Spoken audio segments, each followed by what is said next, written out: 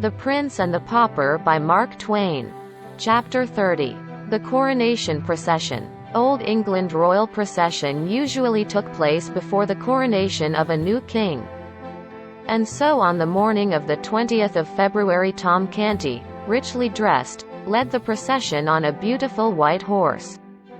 His uncle, the Lord Protector, and other great lords, also on horses, followed him. From time to time angry rose from the crowd of people who were watching the procession.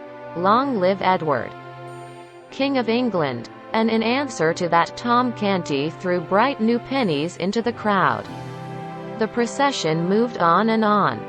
Tom turned his happy young face to the left and to the right, and every time when the crowd shouted, "Long live Edward, King of England," he said with a happy smile, "I thank you with all my heart."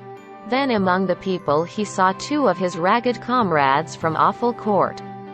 One of them had always played the role of the Lord High Admiral in Tom's mock court. The other boy had always acted the First Lord of the Bedchamber. Tom felt sorry they did not know that he, their mock king, had become a real king. At the same time Tom's heart was full of joy and happiness. "This is all for me, he said to himself. This thought made the mock king's cheeks burn, his eyes were bright. Suddenly, just at the moment when he was going to raise his hand and throw some bright pennies into the crowd, he saw the pale, surprised face of a woman in the crowd. It was his mother's face. Up flew his hand and he quickly covered his eyes with the back of his hand, as he always did when he was surprised or frightened. In a moment she had pushed her way through the crowd and past the guards and was at his horse's side. She took his foot in her hands, she covered it with kisses, she cried, "Oh, my dear child!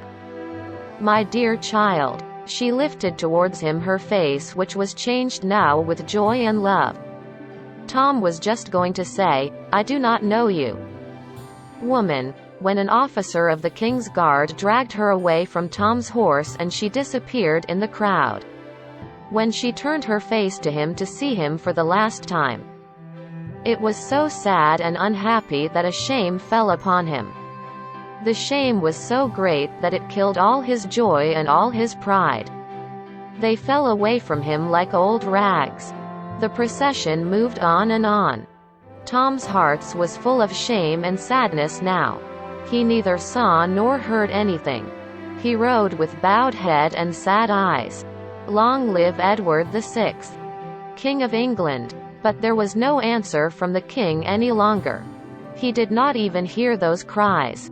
He heard only his own voice repeating the words, "I do not know you, woman." Little by little the people began to see the change in him.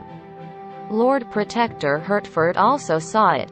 He rode up to Tom's horse, took off his hat and said in a low voice, "Your Majesty, you must not dream now. The people see your bowed head and your sad eyes. Lift up your face and smile upon the people." Tom obeyed and tried to smile. But his smile had no heart in it.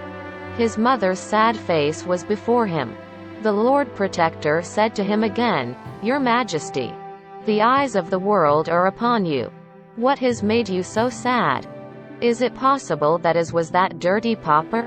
Tom turned to him and said in a dead voice, "She was my mother." "My God," groaned the Protector as he rode away. "He is mad again."